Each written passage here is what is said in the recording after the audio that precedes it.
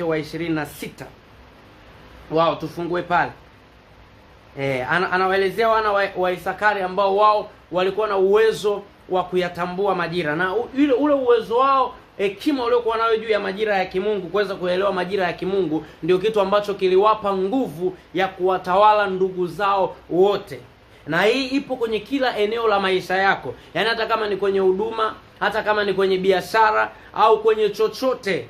Kwa mfano, mtu ambaye Mungu amekuita kwenye huduma fulani, lazima uwe na uwezo wa kuyatambua majira ya Mungu, kwamba kwenye utumishi kuna kipindi ambacho Mungu anakupa wito, yani Mungu anakuita, lakini kipo pia kipindi ambacho Mungu anakuandaa, na kipo kipindi ambacho Mungu anakutuma. Uwezo wako wa kutambua majira tofauti kati ya majira ya kuitwa na majira ya kutumwa ndio kitu ambacho kitaamua uwe na matokeo pasina pressure. Lakini usipoelewa majira ya kuitwa kwako ukachanganya na majira ya kutumwa, inawezekana ukatoka kabla ya wakati. Inawezekana ukawa exposed before your time, na kitu chochote ambacho kinafanyika nje ya wakati wake hakina matokeo kwa anayekifanya. Bwana Yesu asifiwe sana. Na zaidi ya yote kinaweza kikamletea madhara, side effects, kama kitafanyika nje ya majira yake. Chochote ni chema kama kikifanyika kwenye majira yake. Bwana Yesu asifiwe sana. Hata huduma ina matokeo. Kama mtu akiweza kuelewa vipindi vitatu vya huduma au majira matatu ya huduma, ambapo kuna majira ya kuitwa, mtu unapokea wito au mtu unajua jambo ambalo Mungu amekuumba ulifanya duniani. Hiko kipindi ni tofauti kabisa na kipindi cha mtu kuandaliwa kwa ajili ya kwenda kulifanya kusudi hilo ambalo ameshaitiwa kulifanya. Bwana Yesu asifiwe sana. Alafu na kipindi cha tatu ni kipindi cha kutumwa kwenda sasa kuliishi au kulidemonstrate lile kusudi. Kipindi hichi cha kuitwa kinaweza kisiwe na madhihirisho ya kimungu, kwa sababu huwezi ukawa na madhihirisho ya kimungu. Kuwa na madhihirisho ya kimungu, it means ni Mungu amekuamini, akaruhusu utendaji kazi wake uambatane na wewe, akaruhusu uwepo wake uambatane na wewe. Na hii hadi ya kuamini ndio maana inahitaji kipindi cha maandalizi. Hapa kwenye kipindi cha maandalizi ndio Mungu huwa anamuandaa mtumishi kwa ajili ya kuja kumwamini, kumpa madhihirisho. Anakutuma kwa sababu amesha kuthibitisha na akakupa kitu ambacho unaweza kwenda kukionyesha kwenye ulimwengu. Ndio maana Mungu anapokuja, mfano wa kwanza kabisa Bwana Yesu, kuanzia akiwa mdogo, kabla tu hajazaliwa, mama yake hajabeba ujauzito, tayari kusudi lake lilisha tabiriwa, tayari kusudi lake lilishasemwa na malaika. Kwa hiyo inawezekana, jaribu kuimagine, wakati mama yake anamzaa Yesu, alimwambia direct kwamba mwanangu, wewe upo kwa ajili ya kufanya 1, 2, 3 na uje uwaokoe watu kutoka kwenye dhambi zao. Yesu anakuwa akiwa anajua yeye ni nani, yupo kufanya nini kimwili. Sasa tukiachana na kwamba Yesu ni Mungu 100%, alipozaliwa kuwa ni mwanadamu akawa amekaa kwenye malezi ya mama yake, it means mama yake alikuwa anamwambia kabisa. Akiwa na miaka 12, Bible inatuambia alikuwa hekaluni akiwa anawachallenge makuhani wale kwa hekima zake. Mafarisayo wanasikia hekima ya ajabu inatoka kwa mtoto mwenye miaka 12. Lakini licha ya kuwa na hekima ambayo iliwashangaza Wayahudi, hatujaona mahali popote ambapo Yesu alianza kuponya. Hatuoni mahali popote ambapo Yesu alianza kujitambulisha kuwa amekuja duniani kwa mission gani, kwa sababu alikuwa na hekima ya kuyatambua majira. Na Bible inatuambia kabisa yule mtoto akaongezeka katika kimo na hekima, akimpendeza Mungu na wanadamu. Kwa hiyo Yesu alikuwa anakuwa as long as anaongezeka, na kiwango cha hekima kilikuwa kinaongezeka ndani yake.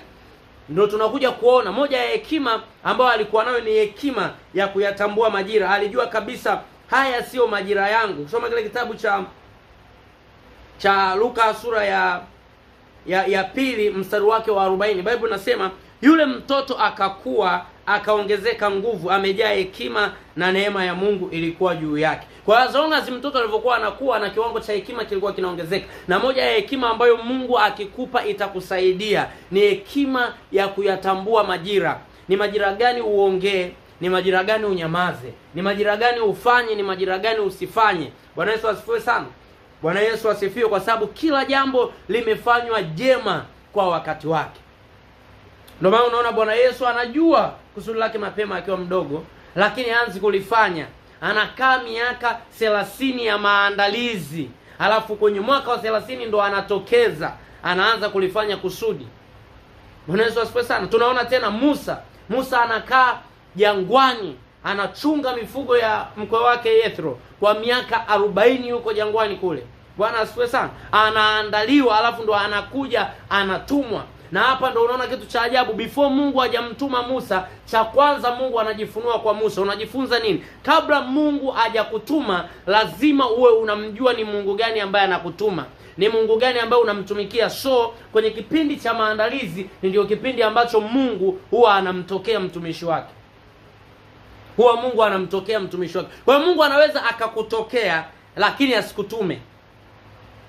Yaani ukawa hujatumwa, akawa anakuandaa, akakutokea. Zile encounters zinazidi kuwekeza. Mungu hawezi akakutokea alafu asikutume. Yaani Mungu akikutokea, encounters kinachofuatia ni manifestation.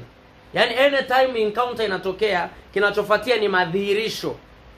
Kwa hiyo Mungu akiwa anakuandaa, hawezi akakutuma kama umjui. Kipindi cha kumjua Mungu sana ni kipindi cha maandalizi. Kwa hiyo kuna majira ya wewe kuambiwa umebeba nini, majira ya wito wako, alafu kuna majira ya kuandaliwa. Hapa kwenye kuandaliwa umjue Mungu, ili anapokutuma kwenda kuifanya ile kazi, unajua umetumwa na nani, kwa kina nani. Ndio maana wanatofautiana watumishi na watumishi. Kuna mtumishi ana nidhamu, maisha yake yamejaa nidhamu, anamheshimu Mungu. Yaani utumishi wake hadharani na sirini anamheshimu Mungu. Kwa sababu gani? Anamjua aliyemtuma. Lakini mtu ambaye just umesikia wito ni kweli ni wa kimungu, lakini ukaamua kuingia shambani, hajakuandaa, hajakutana na wewe, huwezi ukashangaa kwa huyo mtu kuona haogopi kuishi maisha ya zinaa sirini ambako watu wamuoni, kwa sababu hajawahi kukaa sirini akaandaliwa akamjua Mungu akiwa peke yake. Daudi anaenda anakuta Israeli wote wanamuogopa Goliath. Alafu huyu Daudi ametokea jangwani, nyikani, alipokuwa anachunga kondoo, ambapo Mungu kule alikuwa na process ya kumwandaa huyo Daudi. Daudi kuna kauli zake zinaonyesha kwamba alikuwa ni mtu ambaye anaandaliwa. Kauli ya kwanza anasema Mungu aliwahi kumsaidia akamtoa mwanakondoo kwenye kinywa cha simba. Mungu aliweza kumsaidia akaua dubu. Kwamba huku alipokuwa nyikani kipindi chake cha matengenezo, kuna encounters ambazo zilikuwa zinamfunua Mungu. So Daudi anapotokeza pale ni tofauti na Israeli wote, kwa sababu yeye ameandaliwa. Ni tofauti hadi na Sauli. Sauli yeye alichaguliwa tu akaingia direct kwenye utumishi. Lakini Daudi yeye anaandaliwa. Anapotokea Israeli wote wameogopa, anapotokea hadi mfalme ameogopa kumfuata Goliath, yeye anatokea alafu anasema Mungu aliyenisaidia kumuua simba na dubu anaweza kunisaidia nikamuua huyu Mfilisti.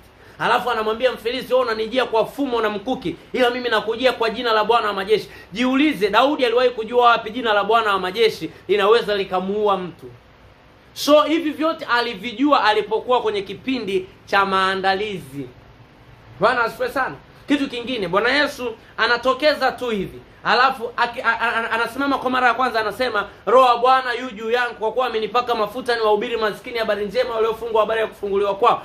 Jiulize, alijua wapi kwamba ule uwezo uko ndani yake? It means kwenye kipindi cha maandalizi aliwahi kuona. One day nikawa nawafundisha watu, nikawaambia kuna tofauti kati ya kufahamu na kujua. Mtu anayefahamu, kufahamu kunatokana na maarifa mtu anayoyapokea, au habari ndio hayo maarifa mtu anayoyapokea. Kitu mtu anachokisikia, anachokisoma kinampa kufahamu. Ila kujua kuna husianisha natafuta Kiswahili kinachokaa hapa. Kuna husianisha experience. Yaani lazima uwe na uzoefu fulani.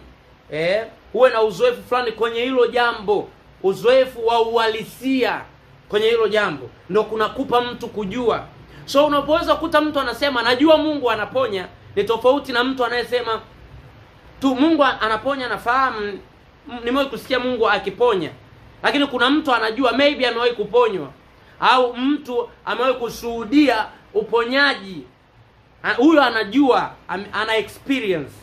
Bwana Yesu asifiwe sana. So Bwana Yesu anaposimama anasema, Roho wa Bwana yu juu yangu kwa kuwa amenipaka mafuta kwa ubiri maskini habari njema, waliofungwa habari za kufunguliwa kwao. Kwa sababu aliwahi kuona kwenye kipindi cha maandalizi Mungu akijifunua kwa namna hiyo. Kwa hiyo ni kipindi ambacho Mungu atajifunua kwako umjue. Ni ngumu sana kuwa na utumishi wenye matokeo kama umjui Mungu. Na ni ngumu sana kuwa na nidhamu kwenye utumishi kama umjui Mungu. Mtu anayemjua Mungu anajua hata anapokuwa peke yake hakuna mtu anayemuona, lakini Mungu anamuona. So hata akiwa peke yake hawezi akagusa dhambi kwa sababu Mungu anamuona. Lakini ambaye hajawahi kukutana na Mungu akawa na experience binafsi na Mungu, hajui sirini kwake kuwa kama Mungu anadili na sirini kwake. Kwa hiyo hichi ni kipindi cha maandalizi, kuandaliwa. Na Mungu anapokuwa anakuandaa ukishamjua hapa hivi ndio anakutuma ukiwa unamjua. Ukisoma kitabu cha Kutoka sura ya 3, anamtokea Musa kwenye kichaka kinachowaka moto akiteketei, alafu anajitambulisha, anamwambia mimi ni Jehova. Sikiliza, kwenye kila kipindi Mungu huwa anajifunua kwa namna ya tofauti. Kipindi ambacho Mungu amejifunua na wazee wetu kina Moses Kulola ni tofauti na jinsi anavyojifunua kwenye kizazi chetu. Ndio maana ngoja nikuonyeshe kitu. Ukiangalia kwenye kipindi ambacho walikuwa wanahubiri wazee wetu, kipindi hicho ukisikika mtumishi unafundisha kwa jina la Yesu habari za mafanikio, wewe umeasi.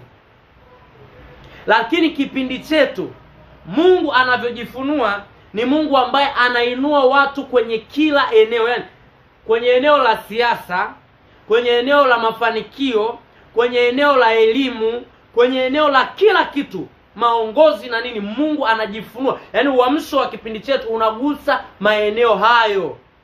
Kwa hiyo ni Mungu anayejifunua kwenye hayo maeneo kwa namna tofauti. Ukiangalia ni very different na kile kipindi. Yaani mhubiri wa kipindi kile sasa hivi akija akaona maybe wanavyofanya sasa hivi na Mungu anatembea, anaweza akawa ana doubt kila mtumishi. Lazima uwe na huo uelewa.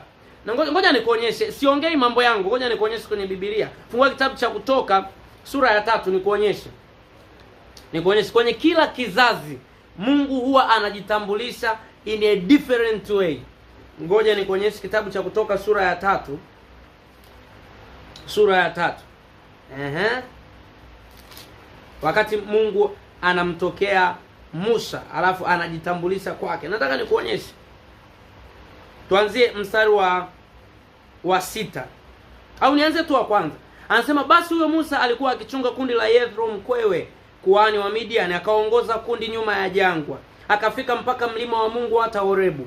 Malaika wa Bwana akamtokea katika mwali wa moto uliotoka katikati ya kijiti, akatazama na kumbe kile kijiti kiliwaka moto, nacho kijiti hakikuteketea. Musa akasema, nitageuka sasa niaone maono haya makubwa, na sababu kijiti hiki hakiteketei. Bwana alipoona ya kuwa amegeuka atazame, Mungu akamwita kutoka katika kile kijiti, akasema, Musa, Musa. Akasema, mimi hapa. Naye akasema, usikaribie mahali hapa, vua viatu vyako miguuni mwako, maana mahali hapa unaposimama ni nchi takatifu. Tena akasema, mimi ni Mungu wa baba yako. Sikiliza, Mungu wa Ibrahim, Mungu wa Isaka na Mungu wa Yakobo. Musa akaficha uso wake kwa maana aliogopa kumwangalia Mungu. Bwana akasema, hapo Mungu anasema ameaona mateso ya Israeli. Alafu mstari wa 11, Musa akamwambia Mungu, mimi ni nani hata niende kwa Farao nikawatoe wana wa Israeli watoke Misri? Akasema, bila shaka mimi nitakuwa pamoja nawe, na dalili ya kuwa nimekutuma ndiyo hii, utakapokuwa umekwisha kuwatoa watu katika Misri, mtamwabudu Mungu katika mlima huu. Musa akamwambia, tazama, nitakapofika kwa wana wa Israeli nitawaambia, Mungu wa baba zenu amenituma kwenu. Nao akaniuliza, jina lake ni nani? Niwaambie ni nani? Bwana Yesu asifiwe sana. Bwana Yesu asifiwe sana. Niwaambie ni nani? Kwa hiyo Mungu anapokitokea kizazi ni lazima atoe identity fulani. Lazima. Sikiliza, kuna maana anamwambia mstari wa 14. Akamwambia Musa, mimi niko ambaye niko. Akasema, ndivyo utakavyowaambia wana wa Israeli, mimi niko amenituma kwenu. Namna Mungu alivyojitambulisha kwa wana wa Israeli ni tofauti na Mungu anaposema Mungu wa baba yenu Ibrahim, Mungu alivyojitambulisha kwa Ibrahim. Mungu alijitambulisha kwa Ibrahim kama Jehova. Bwana Yesu asifiwe sana. Mungu alipojitambulisha kwa Ibrahim, lakini anakuja kujitambulisha kwa Israeli kama niko, ambaye niko. Kwa maana gani? Israeli walipotoka Misri, wakati wanaelekea Israeli, katikati ya safari yao ilikuwa inawahitaji imani ya kutambua niko yuko pamoja na sisi. Bwana Yesu asifiwe sana. Niko yuko pamoja na sisi, yani mwenye akili alikuwa anatambua niko amesema yupo na sisi. Popote ambapo wanafika, Musa atawaambia Mungu aliwahakikishia mtafika nchi ya ahadi. Mungu gani? Niko. Mimi niko. Yaani kila wakati wanatambua mimi niko. Na saini ilikuwa ipi? Mimi niko. Huyu mimi niko anasema mimi nitaenda mbele yenu kama wingu wakati wa mchana, alafu na nguzo ya moto nyuma yenu wakati wa usiku. Yaani yuko, analithibitisha lile jina niko. Ndio maana nakwambia kwenye kila kizazi Mungu lazima ajifunue kwa utambulisho kulingana na majira husika. Bwana Yesu asifiwe sana. Sasa mtu ambaye ataweza kuyatambua majira, kwa mfano sasa hivi mtumishi ambaye utaweza kutambua majira, huwezi ukazuia mtumishi wa Mungu kuingia kwenye siasa, kuingia kwenye maongozi, kuweka nguvu kwenye eneo la kufanikiwa, maybe kwenye mabiashara na manini. Huwezi ukamzuia, kama ni mchungaji ukamzuia labda mshirika wako. Kwa sababu gani? Ni majira ambayo Mungu anataka kudominate kila eneo, kudominate kila eneo. Ndio maana nikakufundisha nikwambia ni hekima, it needs wisdom. Ni hekima ya kuyatambua majira, kwamba language ya Mungu kwa wakati huu inaongea nini. Ndio anasema wana wa Isakari walikuwa na uwezo wa kuyatambua majira. Kwa hiyo ule uwezo wao kutambua majira ukafanya wakawatawala ndugu zao Israeli. So mtu ambaye utakuwa powerful kwenye kizazi hiki ni kuweza kuyatambua majira ya Mungu kwenye kizazi hiki yamelenga eneo gani. Ukitaka kuwa powerful kwenye huduma yako, lazima ujue haya majira ambayo nipo kwenye huduma, je, ni majira ya maandalizi au nimeshatumwa? Ila nakwambia ukweli, Mungu hawezi kumtuma mtu kwa imani. Yaani itoke from nowhere, mimi naamini nimetumwa. No, huwezi kwenda dukani, mimi nimekutuma dukani alafu sijakupa pesa. Inawezekana basi muuza duka mimi nafahamiana naye, sijakupa kitu ambacho ukifika pale kitakuwa kodi ya kuelewana naye mpaka upate huduma. Kwa hiyo Mungu akitaka kukutuma kwenye utumishi, lazima kwanza akutane na wewe, first of all ajitambulishe kwako. Halafu baada ya hapo akudirect, kwa sababu kwenye utumishi hatufanyi kila kitu. Kuwa wewe mtumishi haimaanishi utafanya kila kitu. So Mungu anapokuja kujifunua kwako, akiwa anakutuma kwenye shamba lako. Anakutuma na aina ya bidhaa ya kwenda kuilima kwenye shamba lako. Bwana Yesu asifiwe, na anakudirect aina ya watu ambao watakuelewa. Ndio maana kuna watumishi ukiwaangalia, yeye ni mtumishi wa vijana. Kwa mfano mimi mchungaji wangu yeye washirika wake wengi ni vijana. Ni vijana kwa sababu yeye ni mtu ambaye amewekwa kwenye eneo la kuzalisha watu. Yeye anatengeneza watu. Bishop Israel yeye anatengeneza watu. Kwa hiyo ni eneo lake yeye. Alikutana na Mungu akamtuma hilo eneo. Bwana Yesu asifiwe sana. Ndio maana anaona matokeo na yeye anakijua na anakifanya kwa passion. Huwa anakusanya vijana siku ya Jumanne na Alhamisi, anakaa nao, anawapiga shule ya huduma, anatupiga shule ya huduma. Bwana Yesu asifiwe sana. Siku ya Jumanne na Alhamisi ni askofu, kumbuka, wa makanisa yote ya Gilgal, lakini anaacha majukumu yake, anakaa chini, anawafundisha vijana. Kwa sababu gani? Ndio eneo ambalo yeye amewekwa. Bwana Yesu asifiwe sana. Na hili unalijua, Mungu anapoenda kukutuma, Mungu anaweza akakutuma kwa kuja yeye physically, au anaweza akatumia mtumishi wake. Lakini kutumwa, huwa majira ya kutumwa hayaji kimya kimya. Ni kama wito hauji kimya kimya. Utajua tu mimi ni ile eneo. Either inaweza ikaja kwa kuwa na passion ya hilo jambo, au Mungu anaweza akasema na wewe, au anaweza akasema na mtumishi akakwambia. Lakini haiji kimya kimya. Ukishajua season inayofuatia ni season ya maandalizi.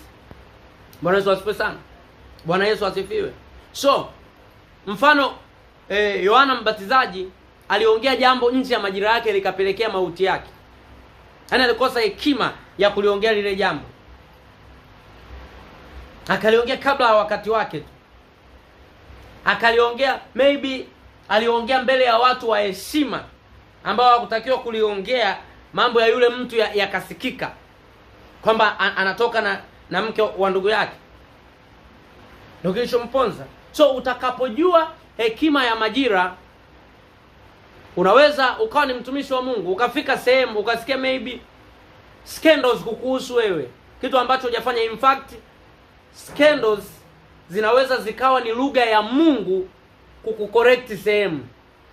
Unaposikia kitu kikakuumiza, maybe watu wamekusema vibaya. Leo nilikuwa nimetype sehemu nikawaambia watu, kabla hujaattack wanaokusema, kabla hujadili na yale maumivu unayoyasikia, cha kwanza tafuta tatizo lilofanya watu wakaongelea hivyo. Kwa sababu inawezekana muda mwingine sio kwamba kusema watu wa kanisani wako wicked, watu wa kanisani ni watu wa ajabu sana, hawaogopi kumsema ndugu yao. Kumbe ni Mungu anazungumza na wewe kwenye hilo eneo. Kwa hiyo before hujaataki ukawahi kujitetea, ukawahi kutoka, elewa kwanza lugha ya Mungu inayoongea hapo, hekima ya Mungu. Maybe ni majira yako ya kurekebishwa, maybe ni majira yako hata ya kuinuliwa na Mungu, lakini kinachokuzuia ni hicho ambacho unakisikia. So unaposikia scandals, unaposikia taarifa mbaya, kama zinakuhusu, rekebisha. Bwana Yesu asifiwe sana. Bwana Yesu asifiwe. Ila kama hazikuhusu, you can move on, you can go forward, unaweza ukaendelea. Lakini unapokuwa ni mtumishi ukayajua, una hekima ya majira, utajua, je, haya majira yangu ni majira ya kujibu au ya kukaa kimya? Ni majira ya mimi kuongea au ni majira ya mimi kunyamaza? Bwana Yesu asifiwe. Ndio mimi huwa namwangalia mtumishi mmoja mkubwa Tanzania hapa, anaitwa Boniface Mamposa Bulldozer.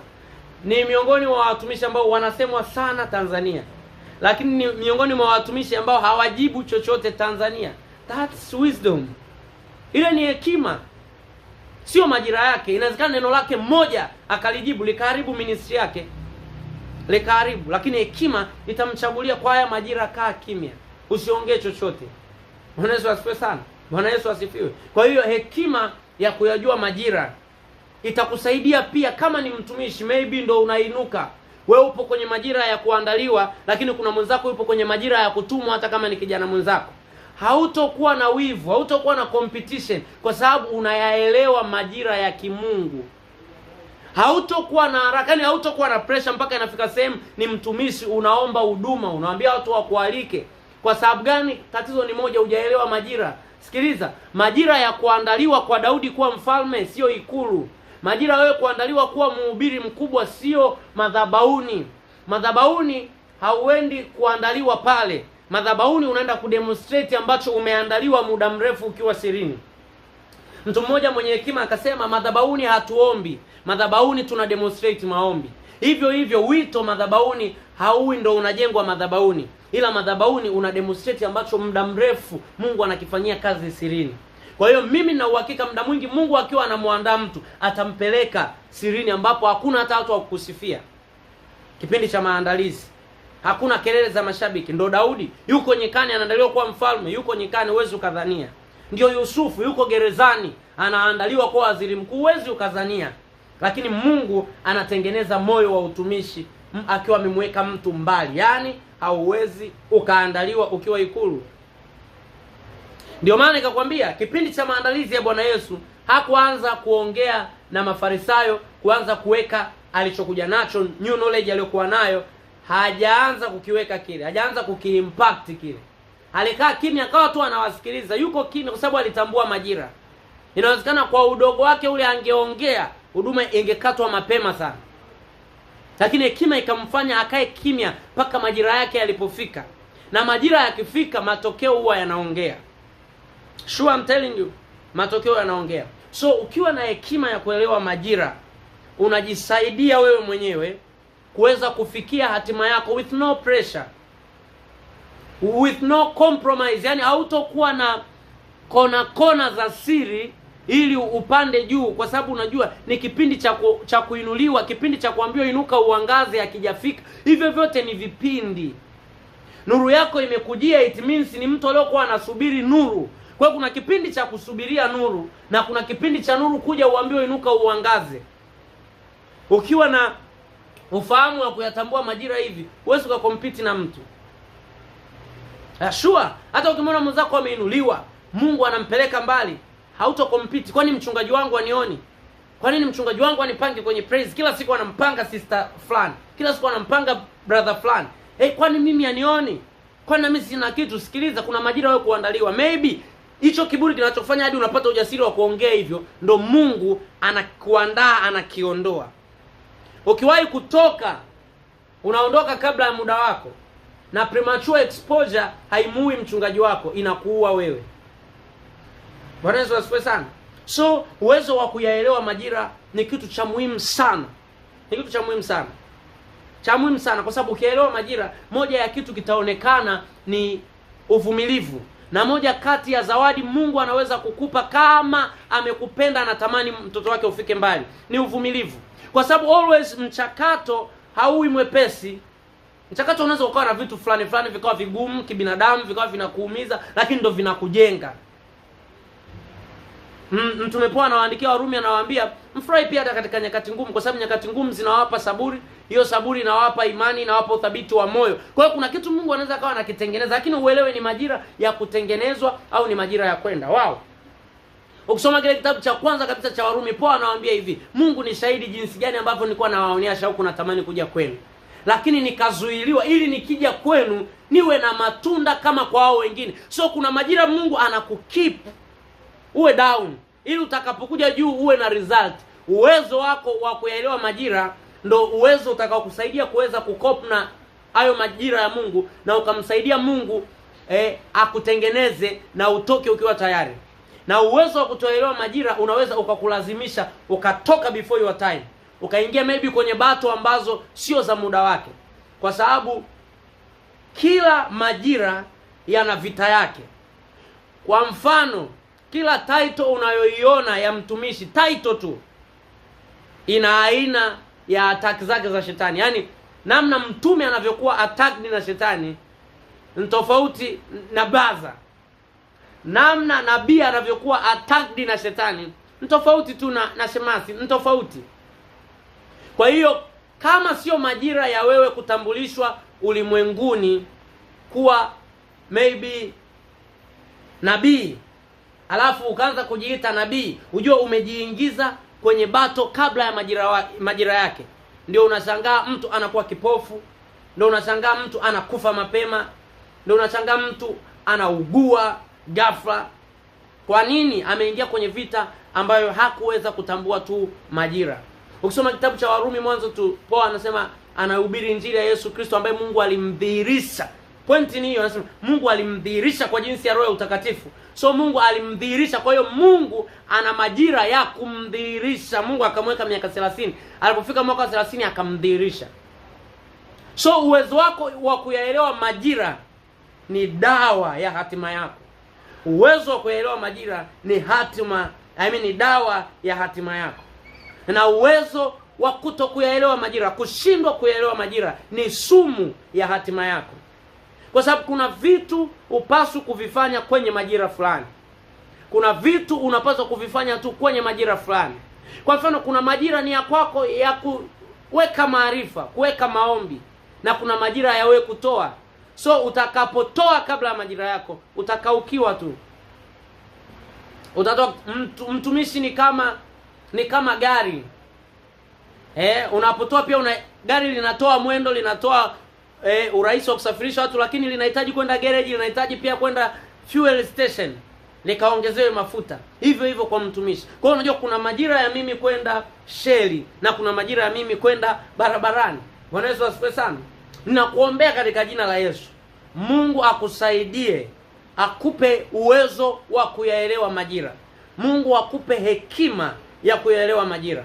Usiwe mtu ambaye unaenda tu, usiwe mtu tu ambaye unafanya tu. Listen. Na kuna vitu viko programmed kwenye ulimwengu wa kiroho according to seasons. Kikipita kimepita. Kwa hiyo Mungu akupa hekima ya kujua majira, utakuwa na uwezo wa kualign kwenye wills of God. utakuwa na uwezo wa kukaa kwenye mapenzi ya Mungu, kwa sababu mapenzi ya Mungu yameambatanishwa na majira fulani. Kwa hiyo kuna mapenzi ya Mungu ni wewe uinuliwe, lakini sio uinuliwe 2026. Maybe 2026 ni kipindi cha wewe kuomba sana, ni kipindi cha wewe kujifunza sana, ili 2027 uinuliwe. Sasa utakaposhindwa kuyaelewa majira ya Mungu, 2026 hautoomba sana, hautojifunza sana. Ikifika 2027 Mungu anasema ninayo mengi ya kukupa mwanangu, lakini uwezo wa kuyastahimili hauna bado. Nini ambacho kimekufanya usiwe na uwezo wa kuyastahimili? Haukuelewa majira ya kujiandaa. Maybe wewe ndo ulikuwa uko busy kutafuta opportunity za wewe kutoka, ulikuwa upo busy kutafuta nafasi za wewe kuonekana. Kumbe kinachotufanya tufanikiwe kwenye kingdom sio connection, sio uwezo wa kuonekana, sio even social media. Kinachotufanikisha kwenye ufalme kwanza ni mapenzi ya Mungu, lakini you can't align na mapenzi ya Mungu. Huwezi kwenda sambamba na mapenzi ya Mungu kama haujaenda kwanza sambamba na majira ya Mungu. Bwana Yesu asifiwe sana. So understanding seasons ni kitu ambacho kitakusaidia kuketch au kukamata mapenzi ya Mungu, na ujue Mungu anatenda kazi sana kwenye mapenzi yake. Mungu anajibu sana maombi yaliyoombwa according to his will. Anasema Yohana waraka kwanza wa Yohana sura ya 5 mstari wa 14 na 15, anasema twajua ya kuwa tukimwomba sawa sawa na mapenzi yake atusikia. So ukiomba nje ya mapenzi yake, you are just making noise. Bwana Yesu asifiwe sana. So nini kitakachoweza kukusaidia? Na kwa nini unaomba nje ya mapenzi yake? Inawezekana Mungu kakuamsha usiku lakini hajakuamsha uombe, kakuamsha uabudu. Mungu kakuamsha usiku, hajakuamsha uombe, kakuamsha usome neno. Kakuamsha usiku, hajakuamsha uombe, kakuamsha umeditate. Sasa uwezo wa kuelewa haya ni majira ya kumeditate, haya ni majira ya kuomba, haya ni majira ya kuworship, ndio kitu kitakufanya uwe effective kwenye kingdom, kwa sababu kitakupeleka kualign na wills of God. Haleluya, mtu wa Mungu. Mungu wa mbinguni akubariki. Mimi ombi langu ni hilo moja, na kuombea katika jina la Yesu. Macho ya moyo wako yatiwe nuru ili upate kuelewa mapenzi ya Mungu, uweze kuelewa nyakati za kimungu, uweze kuelewa majira ya kimungu. Masopra kaduska mande le kavaragadosia le masuta katelia. Ninakuombea uwezo wa kuyaelewa majira ya Mungu kwenye maisha yako, uwezo wa kuisikia sauti ya maelekezo ya kimungu kwenye maisha yako. Ninakuombea katika jina la Yesu. Masakata la baruska bragida mande leso valakatia mahados kabida hando liska vragadosia mazehita laboria makasaya mande le kavara nasolia hada husha bila maha. Katika jina la Yesu ninakuombea. Mungu wa mbinguni akakusaidia katika jina la Yesu. Mungu wa mbinguni akubariki sana. Mungu akutunze, uwe na wakati mwema. Amen.